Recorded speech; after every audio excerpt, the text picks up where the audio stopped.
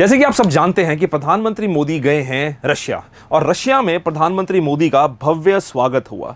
तो अगर जैसे कि आप ये देख सकते हैं कि पीछे जो वीडियो चल रही है इसमें ये पूरा प्रेजेंटेशन है कि किस तरह से प्रधानमंत्री मोदी का भव्य स्वागत किया गया है रशिया के अंदर। क्योंकि रशिया जो है हमारे लिए एक बहुत इंपॉर्टेंट हमारे लिए एक दोस्त है, बहुत इंपॉर्टेंट फ्रेंड है। और जैसे जैसे जियोपॉलिटिकल सिचुएशंस दुनिया में चेंज होती जा रही हैं उसी के अनुसार रशिया जो है उसकी इंपॉर्टेंस हमारे लिए कंटिन्यूअसली बढ़ती जा रही है। प्रधानमंत्री मोदी को रिसीव करने के लिए पूरा रेड कारपेट बिछाया गया और उनको रिसीव करने के लिए वहां के फर्स्ट प्राइम मिनिस्टर स्वयं आए।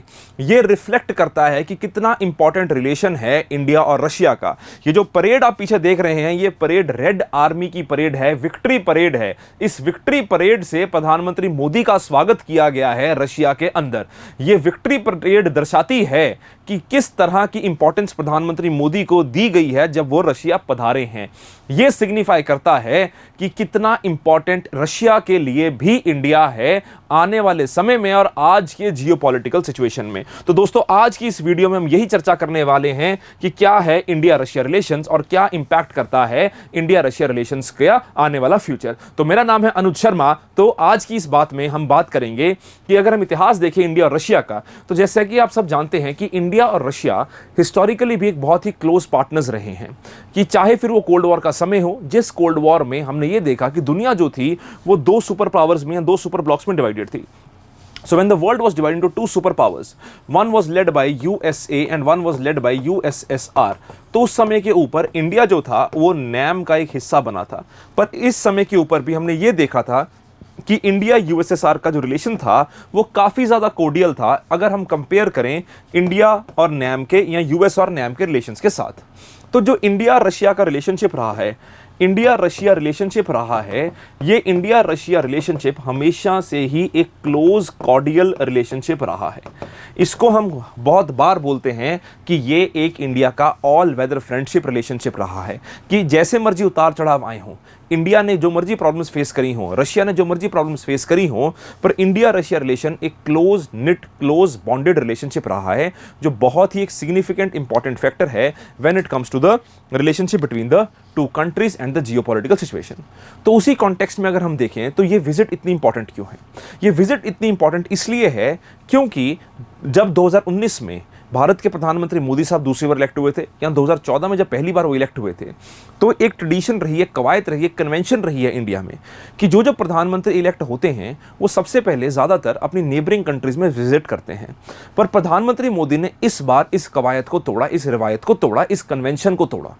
क्या करा प्रधानमंत्री मोदी ने इस बार कि इस बार प्रधानमंत्री मोदी की जो फर्स्ट बायलैटरल समिट हुआ है या बायलैटरल विजिट हुआ है, तो काफ़ी लोग बात करेंगे इटली की भी, पर आप याद रखिएगा कि जो इटली में विजिट हुआ वो प्रधानमंत्री मोदी का बायलैटरल विजिट नहीं था।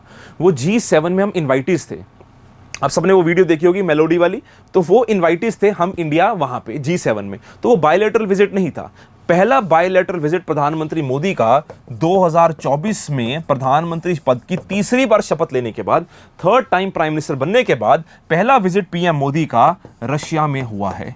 ये बहुत important historic turn off event है क्योंकि यह सिंबलाइज करता है रशिया की इंपॉर्टेंस इंडिया के फॉरेन पॉलिसी के कॉन्टेक्स्ट में। क्योंकि जो भी कंट्री, जो भी नेता पहली विजिट कहीं लेते हैं या पहली बार किसी कंट्री में जाते हैं अपने प्रधानमंत्री पद को शपथ ग्रहण करने के बाद, वो रिफ्लेक्ट करता है कि कितनी इंपॉर्टेंट वो कंट्री है आपके लिए। तो मोदी साहब की ये विजिट रिफ्लेक्ट करती है कि कितना इंपॉर्टेंट है रशिया इंडिया के लिए, ताकि इंडिया ने रशिया को चुना है as PM Modi's first bilateral visit after he has been elected as the prime minister for the third time. काफी सारे लोग इस चीज के ऊपर सवाल उठाते हैं, या काफी सारे लोग इस आशंका में थे, and they were in doubts, they were in dilemma that whether Russia's importance is declining, whether with the changing global politics or with the changing geopolitics where China is becoming a very important factor, that what will happen to India-Russia relations. So this has signified, or this has given a staunch response to them that whatever may be the situation, however USA may respond, however China may respond, India is going to give its due preference, or India is going to give due weightage to Russia to what it deserves. तो ये बहुत important idea है। Waste ने काफी criticise भी किया है प्रधानमंत्री मोदी की इस मूव को, कि अगर आप प्रधानमंत्री मोदी का ट्विटर हैंडल या एक्स हैंडल खोल के देखते हैं तो जहां पे उन्होंने ये वीडियो पोस्ट करी थी, जो ये मैंने वीडियो शो करी है, ये प्रधानमंत्री मोदी के यूट्यूब चैनल से है, और ऐसी ही वीडियो उन्होंने अपने एक्स चैनल के ऊपर भी पोस्ट करी थी, एक्स अकाउंट के ऊपर। उसके नीचे आप देखिए कि वेस्ट के कितने सारे लोगों ने कमेंट किया और उन्होंने लिखा हुआ है कि यूक्रेन में बॉम्ब्स गिराए रशिया ने, तो आपका उस पर क्या ओपिनियन है? Why India is going to closer to a country which is जिसको वेस्ट एक्यूज करता है जेनोसाइड, है ना। तो ये भी बड़ा इंपॉर्टेंट है। रशिया के ऊपर सवाल उठाए वेस्ट ने, पर इन सब के बावजूद इंडिया ने रशिया के साथ अपने रिलेशनशिप मेंटेन करके रखे, जो एक बड़ा इंपॉर्टेंट टर्न ऑफ इवेंट है।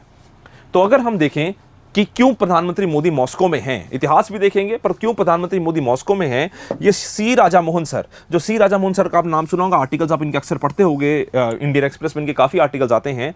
सी राजा मोहन सर ने एक बड़ी खूबसूरत बात करी, एक इंटरव्यू दिया उन्होंने the print magazine, the print newspaper को या द प्रिंट चैनल को। तो उसमें उन्होंने एक बात कही, उन्होंने बोला कि Russia is an important relationship that India wants to maintain. There is currently a fluid moment in the international relations and the prospect of Donald Trump's return to the White House has triggered a crisis mode in many countries. Therefore, Prime Minister Modi's decision to visit Moscow and engage with the major power at a time of uncertainty makes sense. तो Raja Mohan sir क्या बोल रहे हैं? Raja Mohan sir कह रहे हैं कि दुनिया में अनसर्टेनिटी है, जियोपॉलिटिकल सिचुएशन अनसर्टन है, क्योंकि दुनिया का जो सबसे इंपॉर्टेंट पावर है, जिसको हम यूएसए के नाम से जानते हैं, वहां पे एक सिचुएशन ऑफ क्राइसिस है। वो सिचुएशन ऑफ क्राइसिस क्या है कि अगर आप यूएस के प्रेसिडेंशियल डिबेट्स खोल के देखोगे, तो जो अभी रिसेंटली हुई हैं बाइडन और ट्रंप के बीच में, तो काफ़ी ज़्यादा शॉकिंग डिबेट्स हैं, काफ़ी ज़्यादा शॉकिंग एक्शंस हैं बाइडन के, कि लोग काफ़ी क्रिटिसाइज कर रहे हैं कि उनको कुछ प्रॉब्लम है, जैसे लोग कह रहे हैं, आप नेट पे पढ़ रहे होगे। तो ट्रंप जो है ओपिनियन पोल्स में काफी आगे चल रहे हैं, और पिछली बार जब ट्रंप प्रधान राष्ट्रपति बने थे यूएसए के लिए, तो तब भी जियोपॉलिटिकल सिचुएशन जो थी वर्ल्ड की चेंज हुई थी, क्योंकि ट्रंप जो हैं वो एक ट्रांजैक्शनल रिलेशनशिप में विश्वास रखते हैं।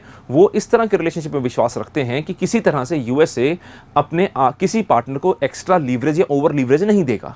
तो जियोपॉलिटिकल सिचुएशंस जो हैं वो एक तरह से अनसर्टन है। तो राजा मोहन सर कहते हैं कि दुनिया में ये क्राइसिस मोड में ट्रिगर हो गया, क्योंकि अगर आप देखो ट्रंप ने G7 के ऊपर सवाल उठाया था, ट्रंप ने यूनेस्को के ऊपर सवाल उठाया था, ट्रंप ने TPP के ऊपर सवाल उठाया था, ट्रंप ने यूएस से ईरान रिलेशंस के ऊपर सवाल उठाया था।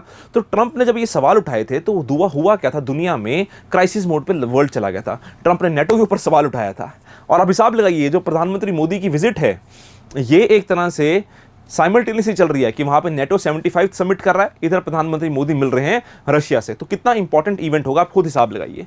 तो राजा मोहन सर कहते हैं कि इसने एक तरह से दुनिया में और रशिया की इंपॉर्टेंस इंक्रीज कर दिया, तो इंडिया को भी रशिया के साथ रिलेशनशिप मैनेज करना है, और जो बड़ा इंपॉर्टेंट पॉइंट ऑफ रिलेशनशिप है।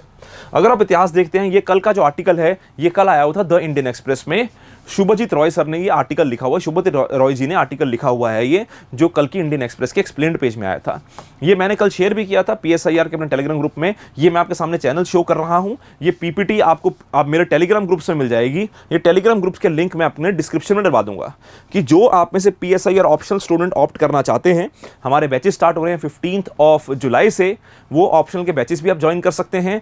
अभी अर्ली बर्ड ऑफर भी चल रहा है, आप वहां पे जाके बोलेंगे तो आपको अर्ली बर्ड डिस्काउंट भी मिलेगा।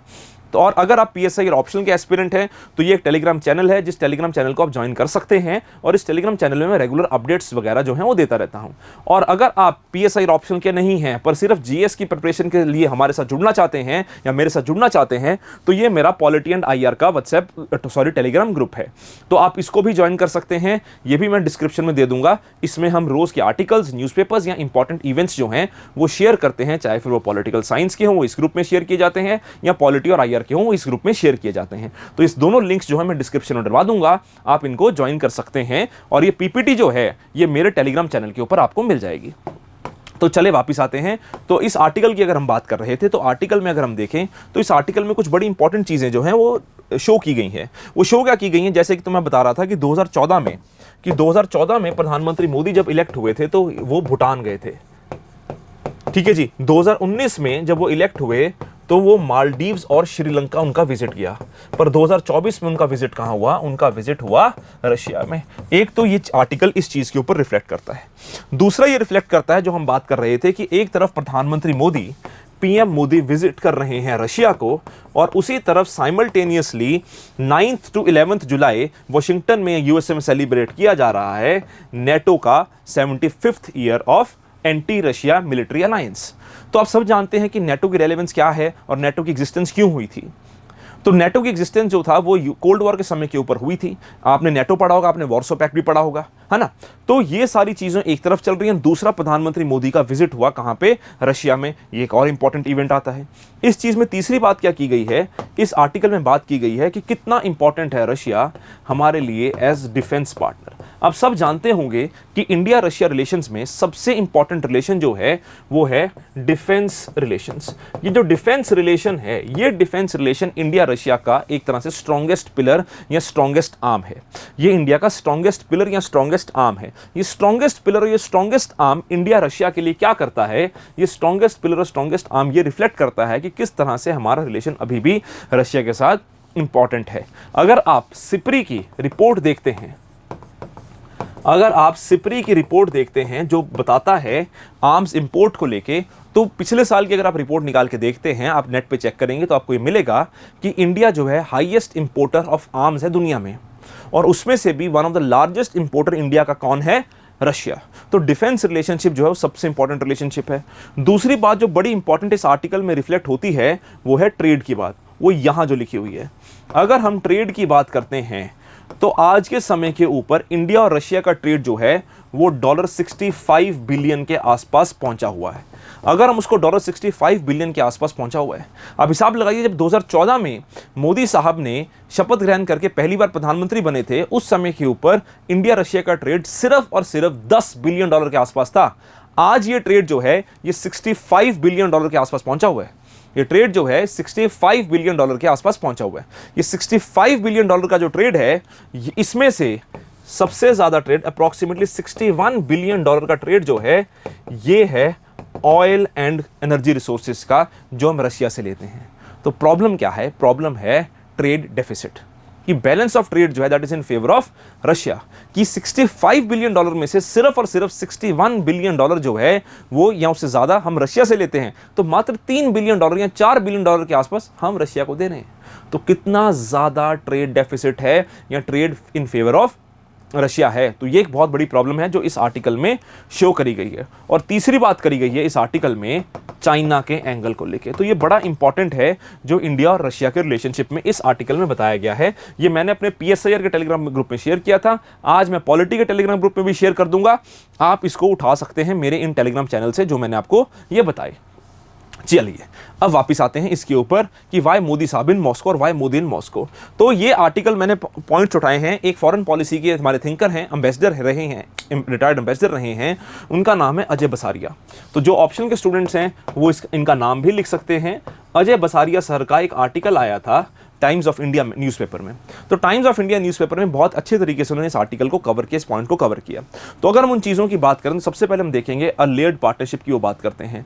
लेयर्ड पार्टनरशिप का मतलब क्या है कि कितना इंपॉर्टेंट सिग्निफिकेंट पार्टनरशिप है इंडिया और रशिया की, कि 2000 में स्ट्रेटेजिक पार्टनरशिप साइन की गई थी बिटवीन इंडिया एंड रशिया, और 2010 में special and privilege word add कर दिया गया था हमारी रिलेशनशिप की पार्टनरशिप में। अब तब से लेके अब तक 21 बायलैटरल समिट्स हो चुके हैं, एनुअल समिट्स हो चुके हैं इंडिया और रशिया के। अगर हम कोविड को छोड़ दें तब हुआ था, उसके बाद जो रशिया ने अटैक किया यूक्रेन के, उसके बाद मिस हुआ। तो ये मिस जो 2-3 हुए हैं बीच में, उसके अलावा 21 समिट्स जो हैं वो पुतिन अटेंड कर चुके हैं इंडिया और रशिया के बायलैटरल समिट को लेके।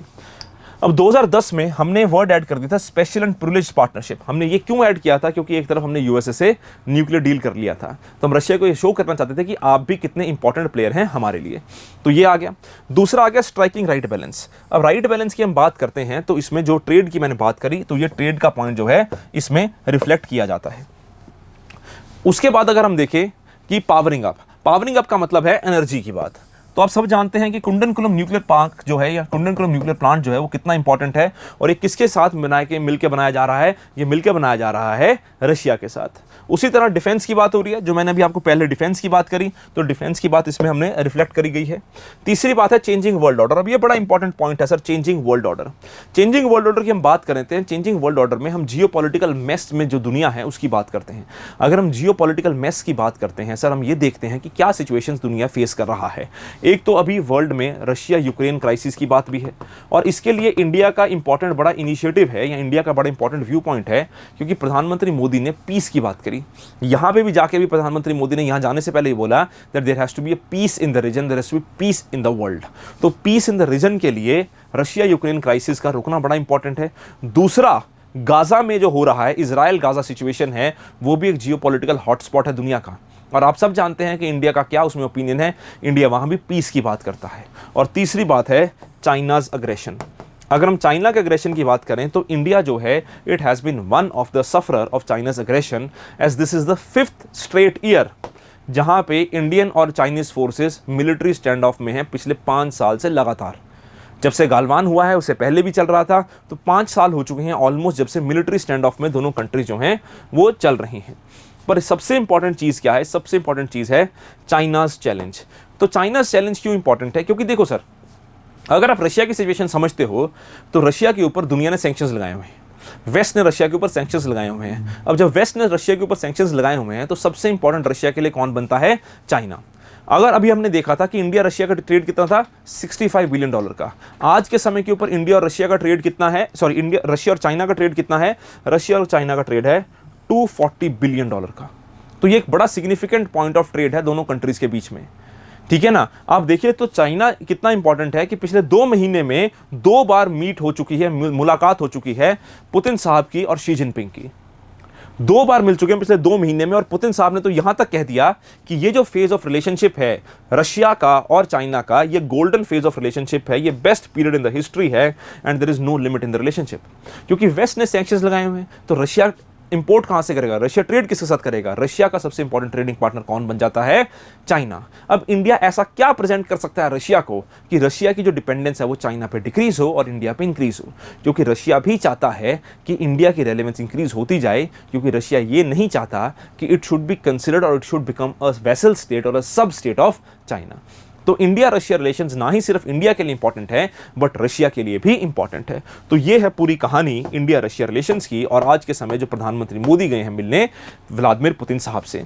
तो ये टेलीग्राम ग्रुप के लिंक्स मैं आपको फिर से बता रहा हूं, आप इसको ज्वाइन कर सकते हैं। PSIR का है और ये पॉलिटी का है, आप इसको ज्वाइन कर सकते हैं। और मैं आपसे मिलूंगा अगली वीडियो में। अगर आपको ये वीडियो अच्छी लगी तो इस चैनल को लाइक कीजिएगा, सब्सक्राइब कीजिएगा, ये वीडियो अपने दोस्तों के साथ शेयर कीजिएगा, और मिलते हैं अगली वीडियो में। Thank you very much.